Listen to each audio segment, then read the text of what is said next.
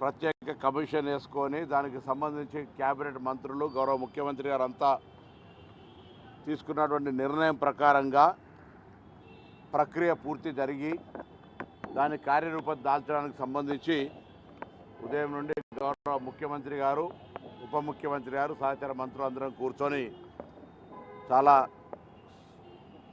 Important issue కాబట్టి దాన్ని discuss చేయడం జరిగింది.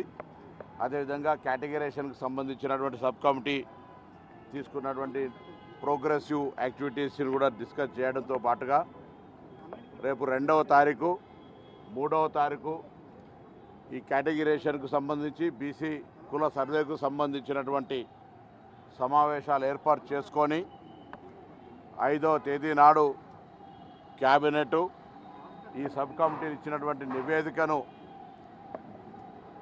చర్చ చేసుకొని తదుపరి సభలో శాసనసభలో చర్చకు పెట్టడం ద్వారా దాన్ని ఒక ట్రాన్స్పరెన్సీని దానికి సంబంధించినటువంటి ప్రజాస్వామిక విధానాన్ని ముందుకు తీసుకుపోయే విధంగా సుదీర్ఘ సమావేశం లోపల చర్చ చేసుకోవడం జరిగింది. ఎందుకంటే మేము మా ప్రధాన పార్టీ ఉద్దేశం కానీ మా నాయకుల లక్ష్యం కానీ మేము తీసుకున్నటువంటి నిర్ణయం కూడా ఒక చారిత్రాత్మక మార్పు. దేశంలోనే మొట్టమొదటిసారి ఈ రాష్ట్రంలో జరుగుతున్నది.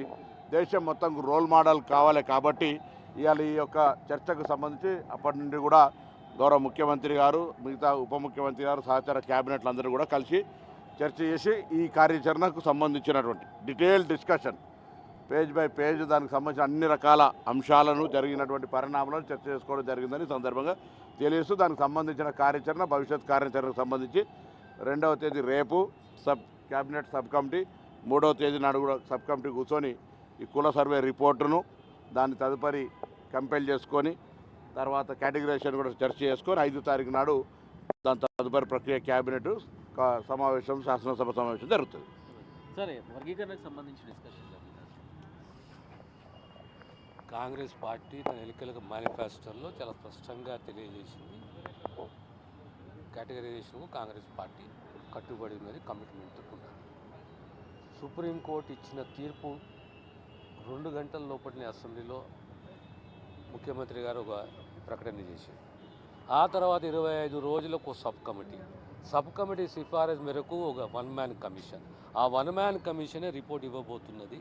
దాని ఆధారంగా దాన్ని బెడ్ చేసి దానిపైన తదుపరి ఆ రిపోర్ట్ని ఏ రకంగా తీసుకోవాలి తీసుకునేసి మన క్యాబినెట్లో డిస్కస్ చేసి అసెంబ్లీలో ప్రవేశపెడతాం. బడ్జెట్